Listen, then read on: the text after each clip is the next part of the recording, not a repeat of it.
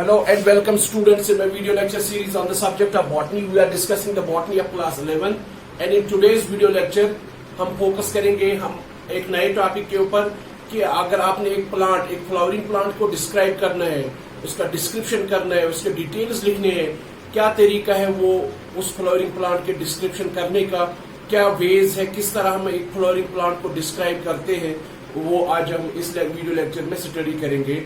That is our topic is description of A flowering plant.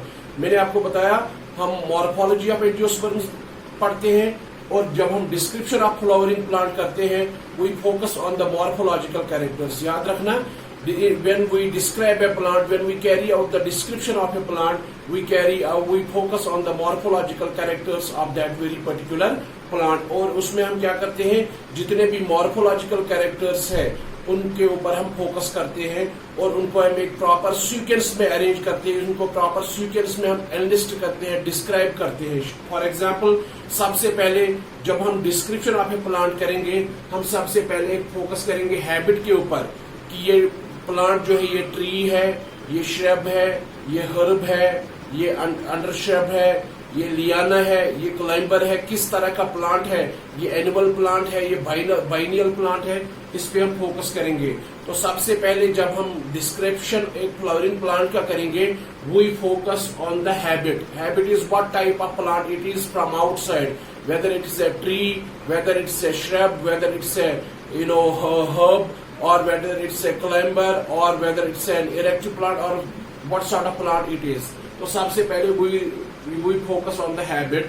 Second we focus on the roots. दूसरा जो point हम लेते हैं हम रूट्स के ऊपर फोकस करते हैं कि इस प्लांट के अंदर क्या एडवांटेजेस रूट्स है, इस प्लांट के अंदर क्या टैप रूट सिस्टम है, अगर एडवांटेजेस रूट्स है तो फिर कौन सा एडवांटेजेस रूट है, इसमें प्रॉप रूट्स है, इसमें सिटल्ट रूट्स है, इसमें फाइब्रस रूट्स है, किस तरह के रूट्स इसमें पाए जाते हैं. जब हम सिस्टम रूट के बाद हम फोकस करते हैं सिस्टम के ऊपर, क्या इसका सिस्टम इरेक्ट है, डिकरेंट है, कॉडेक्स है, किस तरह का सिस्टम है, ब्रांचड है, अनब्रांच्ड सिस्टम है, इस पे हम फोकस करते हैं. सिस्टम के बाद हम फोकस करते हैं लीव के ऊपर, हम फाइलोटैक्सी पे फोकस करते हैं कि लीव्स का अरेंजमेंट क्या है, लीव्स के कौन से पार्ट्स है, लीव्स किस तरह के हैं, लीफ लेमिना किस तरह का है, वेनिएशन किस तरह की है, ये सारे पॉइंट्स पे हम फोकस करते हैं. आपको पता है जब हम लीफ डिस्क्राइब करते हैं, लीफ की मॉर्फोलॉजी स्टडी करते हैं तो हमें उसके बाद आपको पता है कि उसमें कौन कौन से पॉइंट्स हम किन किन पॉइंट्स पे हम फोकस करते हैं. फॉर एग्जाम्पल मैंने आपको बोला लीफ की अगर हम बात करेंगे सबसे पहले हम फाइलोटैक्सी अरेंजमेंट ऑफ लीव्स की बात करेंगे, फिर उसके बाद हम लीफ बेस देखेंगे, पॉल्विनस लीफ बेस तो नहीं है, शीदिंग लीफ बेस तो नहीं है, फिर हम उसके बाद देखेंगे पीटियोल है कि नहीं है, सेसाइल लीव्स है और पीटियोलेटेड लीव्स है, पीटियोल प्रेजेंट है, पीटियोल एब्सेंट है. फिर उसके बाद हम देखेंगे लीफ लेमिना की शेप कैसे है, फिर उसके बाद हम देखते हैं ये लीफ टाइप कौन सा है, पिनेट लीफ है, पामेट लीफ है, किस तरह का लीफ है, या सिंपल लीफ है, कंपाउंड लीफ है. कंपाउंड लीफ में हम देखते हैं पिनेट लीफ है, पामेट लीफ है, इस तरह ये सारे पॉइंट्स हम देखते हैं. फिर उसके बाद हम क्या करते हैं, हम फ्लावर के ऊपर फोकस करते हैं कि फ्लावर किस तरह का है, ठीक है ना, और फ्लोरल पार्ट्स के ऊपर फोकस करते हैं. हम एक एक करके मैं आपको इसी सारी डिटेल कहानी बताऊंगा. जब हमने ये सारा कुछ किया, हमने एक प्लांट, फ्लावरिंग प्लांट का हैबिटेट भी डिस्क्राइब किया, राइट डाउन किया, एनलिस्ट किया, हमने उसके रूट पे भी फोकस किया, हमने उसके सिस्टम के कैरेक्टर्स भी लिख लिए, हमने लीफ के कैरेक्टर्स भी लिख लिए, हमने फ्लावर के कैरेक्टर्स भी लिख लिए, हमने फ्लोरल पार्ट्स के बारे में भी लिखा कि इसमें कितने सेपल्स है, कितने पेटल्स है, उनका अरेंजमेंट क्या है, एस्टिवेशन उनकी क्या है, इसमें कितने स्टैमिन्स है, इसमें कितने गाइनोइशियम है, इसमें कितने स्टैमिन्स है, इसमें कितने कार्पल्स या पिस्टल्स है, वो फ्यूज्ड है, फ्री है, किस तरह स्टैमिन्स एक बंडल में है, दो बंडल में है, किस तरह का अरेंजमेंट है, सेपल्स फ्यूज्ड है, पेटल्स फ्यूज्ड है, क्या है उनका सीक्वेंस, ये सारा हम इसमें डिस्क्राइब करते हैं. फिर उसके बाद हम क्या करते हैं, we finally write a floral formula. This is very important point, these two points are very important point. That is we write a formula based, that formula is based upon certain symbols. हम एक formula लिखते हैं, वो formula कुछ symbols के ऊपर depend करती है, वो सिंबल्स उस फार्मूला में हम कुछ सिंबल्स का यूज करते हैं। फॉर एग्जांपल मैंने यहाँ पे एक फैमिली है, हमारे पास टेक्स्ट में डिस्क्रिप्शन दिया हुआ है, that family is Brassicaceae mustard family है। ये मस्टर्ड फैमिली की फ्लोरल फार्मूला है। सबसे पहले हम देखेंगे फ्लोरल फार्मूला में जो ये सिंबल्स है ये क्या रिप्रेजेंट करते हैं। फॉर एग्जाम्पल अगर आपके फ्लावर में ब्रैक्ट्स प्रेजेंट है, अगर आपके प्लांट में ब्रैक्ट्स प्रेजेंट है तो आप क्या लिखेंगे, या अगर आपका फ्लावर जो है उस फ्लावर के पेडिसल के ऊपर स्मॉल लीफ लाइक स्ट्रक्चर्स है, दो small leaf like structures present at the petiole of a flower, they are called as bracts. ये मैंने आपको लास्ट टाइम भी बताया, मैंने आपको बताया ये bracts are present, then we say that flowers they are bracteate flowers. अगर ब्रैक्ट्स एब्सेंट है तो हम बोलते हैं ई ब्रैक्टिएट टर्म हम यूज करते हैं। अगर ब्रैक्ट्स प्रेजेंट है हम यूज टर्म बी आर। अगर आप किसी फ्लोरिंग प्लांट के फ्लोरल फार्मूला के अंदर वर्ड बी आर यूज देखते हैं तो आपका मतलब है बी आर का मतलब हो गया ब्रैक्टिएट, यानी इस प्लांट के अंदर ब्रैक्ट्स प्रेजेंट है। शाबाश। K stands for calyx. याद रखना C does not stands for calyx. K stands for calyx because it is a scientific symbol. You know it's a scientific convention used by various scientists. तो K जो है K stands for calyx, C stands for corolla, A stands for androecium, G stands for gynoecium. Represent. फिर से मैं दोहराता हूँ, BR stands for bracteate. Bracteate means small leaf-like structures known as bracts are present at the base of pedicel. K is for calyx, C is for corolla, A is for androecium, G is for gynoecium. यहां तक आपको समझ आ गया। उसके बाद मैंने लिखा G के नीचे लाइन मारी, इसका मतलब होगा अगर G के नीचे gynoecium के नीचे लाइन मैंने लगाई उसमें उसका मतलब हो गया सुपीरियर ओवरी। अगर G के ऊपर लाइन है उसका मतलब हो गया इंफीरियर ओवरी। याद रखना अगर G बटा हो गया, G बटा is shows superior ovary. It's a symbol that represents superior ovary. अगर G के ऊपर सिंबल है then it represents inferior ovary.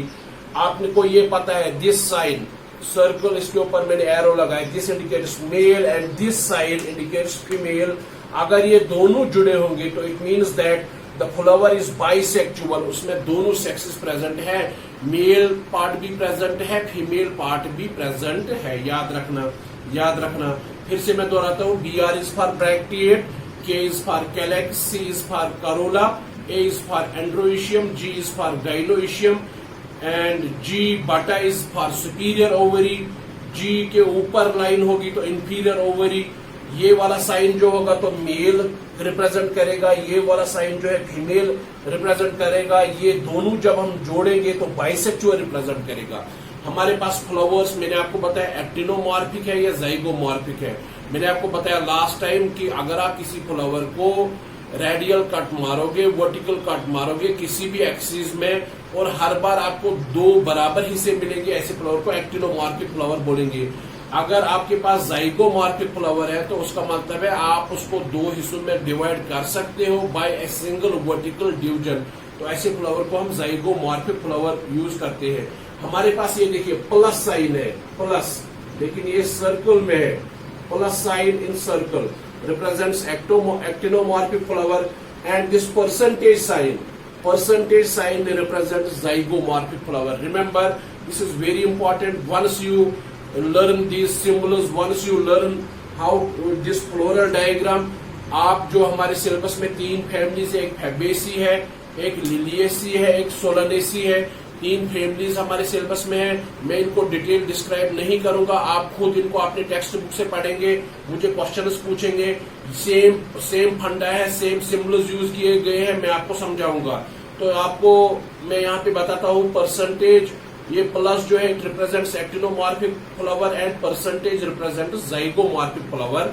If in a flower the calyx and Corolla is not differentiated, तो मैंने आपको बोला जब कैलेक्स और करोला डिफरेंशिएट नहीं होगा हम that forms a different whorl, that whorl is then called as perianth.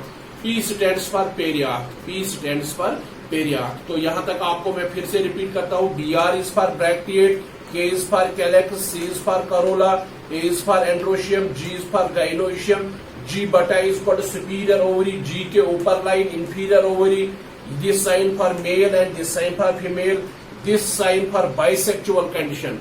ऐसा फ्लावर जिसमें मेल पार्ट भी होगा फीमेल पार्ट भी होगा. Plus in circle represents actinomorphic, percentage represents zygomorphic flower, P stands for perianth. Sometimes in a flower we are having sepals, we are having petals. If those sepals, for example, I am having a flower where there are 5 sepals. So K represents sepals. K represents sepals. There are 5 sepals. There are 5 sepals. K5. K5 means the flower has 5 sepals. And this 5 is in brackets. Then it means the sepals are fused. They are gamosepalous. मैंने आपको बताया था sepals 2 तरह के हो सकते हैं. अगर वो फ्यूज्ड है तो हम टर्म गैमोसेपलस यूज करेंगे. अगर वो फ्री है तो फिर उसके लिए कौन सी टर्म यूज करेंगे? पॉलीसेपलस. वेरी गुड, पॉलीसेपलस टर्म हम यूज करेंगे. इसी तरह मैंने बोला गैमोपेटलस. गैमोपेटलस फॉर एग्जांपल मेरे पास करोला है, करोला के अंदर पेटल्स है, पेटल्स 6 है, ठीक है. ये 6 जो है ये ब्रैकेट में है, उसका मतलब जो है 6 जो ब्रैकेट में है या 5 जो ब्रैकेट में है, इसका मतलब जो है ये सेपल्स 5 है लेकिन ये फ्यूज्ड है. इसका मतलब है ये पेटल्स 6 है, करोला के अंदर 6 पेटल्स है, 6 के 6 पेटल्स फ्यूज्ड है. याद रखना. तो मैंने यही लिखा bracket sign. Bracket sign indicates fusion. Bracket sign जो है ये इंडिकेट करता है फ्यूजन, यानी सेपल्स फ्यूज्ड है, पेटल्स फ्यूज्ड है. क्या है उनका सीक्वेंस, उसके लिए हम फ्यूजन के लिए हम टर्म, इसके लिए सिंबल हम ब्रैकेट यूज करते हैं, ब्रैकेट यूज करते हैं. तो मैंने आपको लास्ट टाइम समझाया था एक पॉइंट. मैंने आपको बोला था एंड्रोइशियम के अंदर स्टैमिनस होते हैं. ये स्टैमिनस जो है दे में बी फ्यूज्ड विद कैलेक्स, दे में बी फ्यूज्ड विद करोला, दे में बी फ्यूज्ड विद करोला, दे में बी फ्यूज्ड विद पेटल्स. मैंने आपको बोला था स्टैमिनस जो है, स्टैमिनस may be fused with petals. मैंने आपको बोला स्टैमिनस जो है ये पेटल्स के साथ फ्यूज हो सकते हैं. और मैंने आपको बोला था यार इसके लिए हम टर्म यूज करते हैं एपीपेटलस. Very good, epipetalous.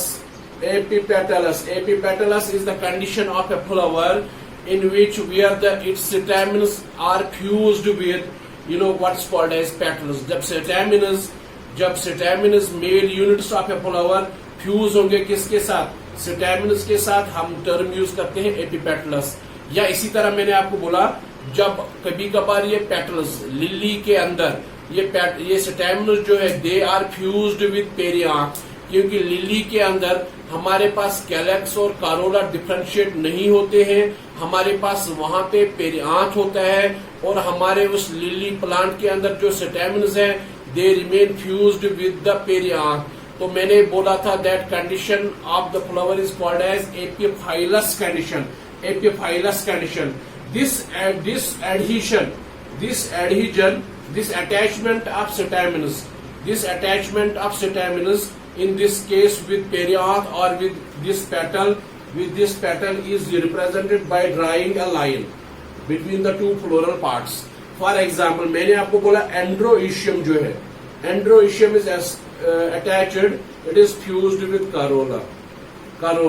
ये इसका मतलब होगा ये एंड्रोइशियम के अंदर जो स्टैमिनस है वो स्टैमिनस करोला के पेटल्स के साथ फ्यूज्ड है. ये रिप्रेजेंट आर्क शेप्ड लाइन जो 2 फ्लोरल वर्ल्स को जोड़ देता है. दिस रिप्रेजेंट्स एडहेजन और in this case it represents the epipetalous condition. अगर 2 फ्लोरल वर्ल्स के बीच इस तरह की लाइन होगा, आप खुद समझ लेना कि ये जो है एडहेजन ऑफ फ्लोरल वर्ल्स है. आप खुद समझ लेना ये एपिपेटलस कंडीशन है, या आप खुद समझ लेना ये इस केस में एपिपेटलस कंडीशन है. अगर सी के बदले में पी यहाँ पे कर दूंगा, आप समझ लेना ये पी अब पेरियांथ हो गया. आप समझ लेना ये एपिफाइलस कंडीशन है. फिर से मैं दोहराता हूँ, बी आर रिप्रेजेंट करता है फ्लोरल फार्मूला के अंदर, बी आर रिप्रेजेंट करता है ब्रैक्टिएट, के रिप्रेजेंट करता है कैलेक्स, सी रिप्रेजेंट करता है करोला. कैलेक्स का मतलब हो गया सेपल्स, करोला का मतलब हो गया पेटल्स। ए रिप्रेजेंट्स एंड्रोइशियम, एंड्रोशियम का मतलब हो गया स्टेमिनस। जी रिप्रेजेंट्स गाइनोशियम, गाइनोशियम का मतलब हो गया कार्पल्स या पिस्टल्स। जी बटा, जी के नीचे लाइन तो उसका मतलब हो गया सुपीरियर ओवरी। जी के ऊपर लाइन उसका मतलब हो गया inferior ovary, inferior ovary. Male sign, female sign आपको पता है, मैं बार बार इसको क्लास में यूज करता था। और जो बाइसेक्चुअल साइन है वो ये है, मेल और फीमेल के जो साइन्स है उनको जोड़ के बाइसेक्चुअल बनते हैं। प्लस सर्कल के अंदर एक्टिनोमॉर्फिक रिप्रेजेंट करते हैं। परसेंटेज जाइगोमॉर्फिक फ्लावर रिप्रेजेंट करता है। पी जो है ये पेरियांथ रिप्रेजेंट करता है। जब ब्रैकेट के अंदर कोई चीज होगा उसका मतलब फ्यूजन हो गया, गैमोपेटलस या गैमोसेपलस कंडीशन होता है। जब एक फ्लोरल वर्ल से दूसरे फ्लोरल वर्ल के बीच एक लाइन चली जाएगी, एक आर्क शेप लाइन होगी, उसका मतलब हो गया एडहीजन, उसका मतलब हो गया एडहीजन, उसका मतलब हो गया एडहीजन। तो मैं आपको फिर से दोहराता हूं, when we describe a plant, जब हम एक प्लांट को डिस्क्राइब करते हैं हम सबसे पहले उसके मार्फोलॉजिकल कैरेक्टर्स पे फोकस करते हैं।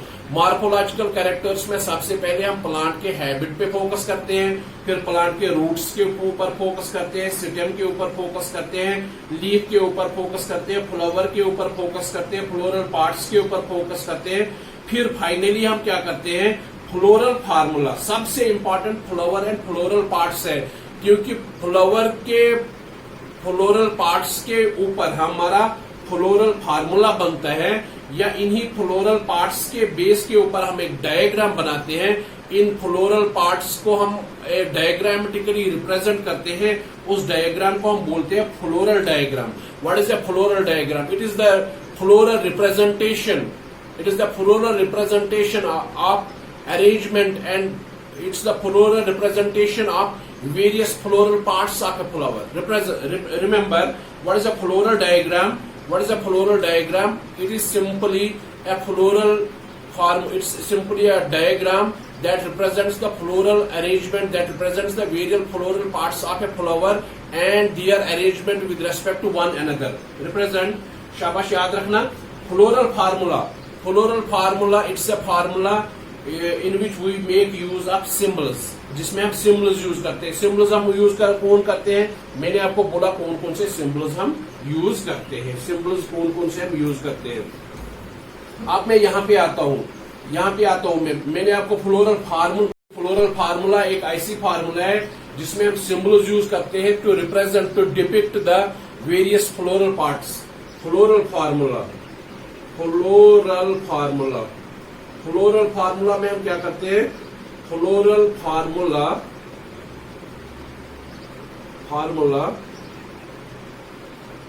is based upon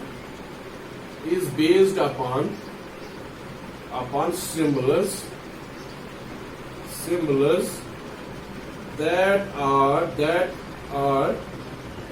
used to represent the various floral parts of a plant. Floral parts, शाबाश, ये शो करता है actinomorphic. Very good, this shows actinomorphic flower. Percentage sign ये जो है plus sign in bracket, actinomorphic flower. This represents actinomorphic flower. This represents bisexual flower, a flower having both male and female parts in it. And this represents, K represents calyx. calyx में कितने sepals है? 2+2। आप यहाँ पे 2+2, दो और दो हम अभी आगे समझ आ जाएगा। करोला सी, करोला के अंदर कितने पेटल्स है? 4 पेटल्स है। एंड्रोइशियम के अंदर कितने स्टेमिनस है? 2+4, यानी 2 अलग है, 4 अलग है। मैंने आपको बोला था tetradynamous condition, the condition of a flower in which there are 6 stamens, 4 are long and 2 are short. 2 बाहर वाले शॉर्ट और 4 अंदर वाले लॉन्ग, ये देखिए जी बटा हो गया, उसका मतलब हो गया इंफीरियर ओवरी। इंफीरियर ओवरी है और इंफीरियर ओवरी है। गाइनोशियम के अंदर कितने कार्पल्स है? 2। वो कार्पल्स ब्रैकेट के अंदर है, वो फ्यूज्ड है, यानी वो सिन कार्पस है। हमने टर्म यूज की थी सिन corpus. when gynoecium, when carpels are fused, when pistils are fused, that condition is represented by a term that is called as syncarpus. When there are more than one carpel in a flower in a gynoecium, and those carpels are free, अगर वो free होंगे, then we make use of the term apocarpus. Apocarpus. तो यहाँ पे हमें समझ आ गया Brassicaceae family के अंदर इस फ्लोरल फार्मूला से समझ हमें आ गया कि इसका जो फ्लावर है वो एक्टिनोमॉर्फिक है, ये इसका जो फ्लावर्स है वो बाइसेक्चुअल है, उस फ्लावर के अंदर मेल पार्ट भी है, फीमेल पार्ट भी है। इससे हमें ये भी समझ आ गया कि कैलेक्स के अंदर 4 सेपल्स है, 4 सेपल्स है। 2 + 2 क्या है ये मैं आपको आगे समझाऊंगा। कोरोला के अंदर 4 पेटल्स है, एंड्रोइशियम के अंदर 6 स्टेमन्स है, 2 छोटे हैं, 4 बड़े हैं, टेट्राडाइनामस कंडीशन है। गाइनोशियम जो है, गाइनोशियम में 2 कार्पल्स है, वो कार्पल जो है वो फ्यूज्ड है, और कार्पल के अंदर जो ओवरी है वो इंफीरियर है, बटा है साइन इंफीरियर। ये हमें समझ आ गया। जरा आप इस डायग्राम के ऊपर अगर आप देखेंगे, फ्लावर की जो मेन एक्सिस होती है that is called as mother axis. हम एक डॉट साइन, ये सर्कल साइन, डॉट साइन हम यूज करते हैं फॉर मदर एक्सिस रिप्रेजेंट।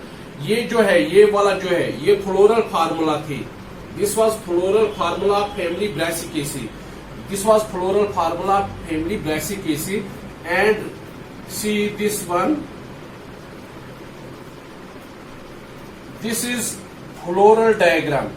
ये जो है ये फ्लोरल डायग्राम किसकी है? फैमिली ब्रासिकेसी की। फ्लोरल डायग्राम कुछ नहीं है। फ्लोरल डायग्राम जो है, floral diagram, floral diagram is a pictorial representation, is a pictorial representation of, it is a pictorial representation of various floral parts, various floral parts present in the flower of a, present in the flower of a plant. Remember, shabash. What is floral diagram? It's a pictorial representation. It is a diagram. It is a picture. Shabash. That represents, that shows the various floral parts present in the flower of a plant. So, what are the various floral parts present in a flower of an angiospermic plant? We describe them. We show them with the help of a diagram. That diagram is called as floral diagram. And in this floral diagram, at the top of every floral diagram, you will see a circle. This circle represents the mother axis, the main axis of the flower. The mother axis, mother axis. ये हमारा flower का pedicel हो गया, ये flower है, ये हो गया, ये पेडिसल है, ये नीचे मेन प्लांट है, तो ये मदर एक्सिस हो गया। दिस इज मदर एक्सिस, इसको हम मदर एक्सिस बोलते हैं। शाबाश, समझ लिया आपने। Dot sign at the top of the floral diagram represents mother axis. और फ्लोरल डायग्राम के अंदर जो हम ये साइन्स यूज करते हैं, सबसे बाहर हमारे पास सेपल्स होंगे, फिर दूसरे लेयर में हमारे पास पेटल्स होंगे, फिर तीसरे लेयर में हमारे पास स्टेमन्स होते हैं, फिर चौथे लेयर में हमारे पास जो है कार्पल्स होते हैं। आप इधर आइए, मैंने आपको बोला था यहाँ फ्लोरल डायग्राम में कितने सेपल्स है? 1 सेपल, 2 सेपल, 3 सेपल, 4 सेपल। इधर देखिए आप, बाहर कितने सेपल? 2 सेपल्स कंप्लीटली बाहर, 2 सेपल्स अंदर। तभी मैंने बोला कैलेक्स के अंदर 4 सेपल्स है, 2 अंदर है, 2 बाहर है, यानी इम्ब्रिकेट कंडीशन, वेर एस्टिवेशन है, इम्ब्रिकेट एस्टिवेशन। मैंने बोला था the type of aestivation in which the margins of sepals they overlap, but they do not overlap in a proper direction. That type of estivation is called as imbricate estivation. मैंने आपको याद दिलाता हूं, मैंने आपको बोला था estivation is arrangement of sepals are packed with respect to one another. शाबाश, मैंने आपको बोला था कि हमारे पास वेलवेट एस्टिवेशन है, हमारे पास ट्विस्टेड एस्टिवेशन है, हमारे पास इम्ब्रिकेट एस्टिवेशन है, हमारे पास वैक्सिलरी एस्टिवेशन है। आपके एनसीईआरटी टेक्स्ट के हिसाब से मैं जा रहा हूँ, क्योंकि अगर आप देखेंगे 4 टाइप्स भी है, क्विंक्विंशियल है और कुछ टाइप्स है हमारे पास, लेकिन मैं आपके टेक्स्ट के हिसाब से जा रहा हूं। हमारे पास 4 डिफरेंट टाइप्स ऑफ एस्टिवेशन है। एक हमारे पास वेलवेट एस्टिवेशन है, एक हमारे पास ट्विस्टेड है, एक हमारे पास क्विंक्विंशियल है, एक हमारे पास वैक्सिलरी है। मैंने आपको बोला था जब मार्जिन्स ऑफ सेपल्स या petals close to one another होंगे विदाउट ओवरलैपिंग, अब मैंने बोला था दिस इज वेलवेट एस्टिवेशन। मैंने आपको बोला था when margins of sepals or petals overlap with one another in a proper order, that type of estivation is called as twisted estivation. मैंने आपको बोला था imbricate estivation when the margins of the sepals or petals are overlapping but not in a proper direction, मैंने बोला था imbricate estivation। तो अब मैं यहाँ पे बोलूंगा 2 sepals अंदर 2 sepals बाहर, imbricate estivation के मैंने लिखा थे भी 2+2, 2 sepals टोटल बाहर, 2 sepals टोटल बाहर। आप देखिए 1 2 3 4 करोला के अंदर 4 पेटल्स है। एंड्रोइशियम, ये साइन रिप्रेजेंट करता है एंड्रोइशियम, एंड्रोइशियम एंड्रोइशियम एंड्रोइशियम एंड्रोइशियम। ये देखिए ये बाहर वाले 2 बाहर की तरफ, आप देखिए ये सेपल्स है, ये पेटल्स है, फिर ये एंड्रोस्टैमेन आता है। सेपल्स है, पेटल्स है, फिर ये स्टैमेन आता है। 2 स्टैमिनस अलग थलग यानी छोटे होते हैं, 4 स्टैमिनस 1 2 3 4 लंबे होते हैं। टेट्राडाइनामिक कंडीशन। आप यहाँ पे देखिए ओवरी जो है सुपीरियर है, ओवरी जो है इंफीरियर है, और आप देखिए ये जो ओवरी के अंदर ये एक कार्पल है, ये दूसरी कार्पल है। मैंने बोला गाइनोइशियम के अंदर 2 कार्पल्स है, एक कार्पल है दूसरी कार्पल है, दोनों कार्पल फ्यूज्ड है, मैंने इसीलिए ब्रैकेट में रखा। शाबाश, इस तरह आपको समझ आ गया कि क्या कहानी है। तो सबसे पहले फ्लोरल डायग्राम के टॉप के ऊपर एक डॉट होगा, वो डॉट को हम बोलते हैं मदर एक्सिस, और फ्लोरल डायग्राम की सबसे बाहर जो वर्ण होगा वो सेपल्स का वर्ण होगा, वो कैलेक्स रिप्रेजेंट करेगा।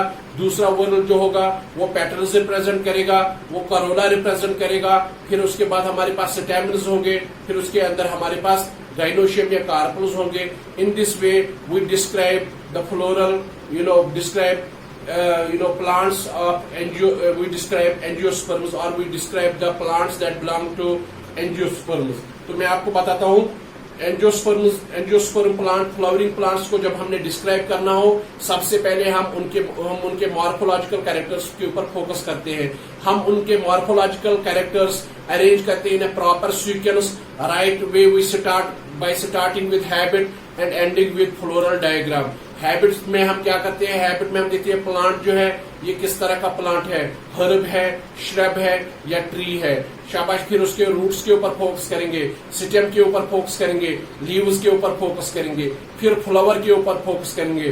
फ्लावर सबसे important part of A plant है। फ्लावर सबसे इम्पोर्टेंट पार्ट है। जब आप किसी प्लांट को डिस्क्राइब करोगे, किसी एंजियोस्पर्म को डिस्क्राइब करोगे, सबसे important describing part of angiospermic plant is flower. हम फ्लावर पे ऊपर फोकस करते हैं, फ्लोरल पार्ट्स के ऊपर फोकस करते हैं, फिर उसके फ्लोरल पार्ट्स के बेस के ऊपर हम एक फार्मूला बनाते हैं। That formula is called as floral formula. और एक फ्लावर के अंदर जितने भी फ्लोरल पार्ट्स है, कितना उनका नंबर क्या है, उनका अरेंजमेंट क्या है, वो एक डायग्राम के थ्रू हम रिप्रेजेंट करते हैं, शो करते हैं। उस डायग्राम का नाम है floral diagram. I hope that you have understood all the points which I have highlighted in this lecture, and in the next lecture I will focus on the 3 families. I will only focus on their floral formula and floral diagram. That 3 families are Fabaceae हमारे syllabus में है, Solanaceae Fabaceae जो है ये P family है, मटर की family है। सोलानेसी जो है ये आलू की फैमिली है, टमाटर की फैमिली है। फिर हमारे पास लिलिएसी वाटर लिली की फैमिली है। ये हम नेक्स्ट क्लास में डिस्कस करेंगे। Thank you for watching this video lecture.